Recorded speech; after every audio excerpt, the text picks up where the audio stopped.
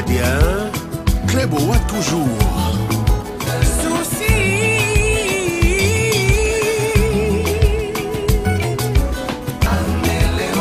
RD Congo Info, tout le monde est d'accord. Même les corps. Yes, c'est ça, Ngadi, écoutez-moi.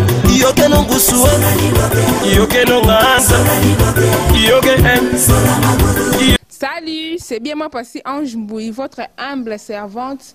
Bientôt vous aurez votre émission Masolo. Masolo, babi Masolo, nakata RD Congo Info. Site ya ba professionnel, babi Cléboa toujours.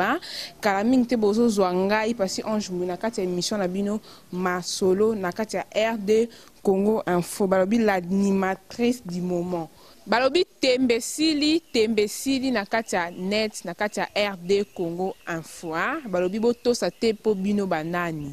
Bientôt vous allez me retrouver dans votre émission Masolo. À bientôt.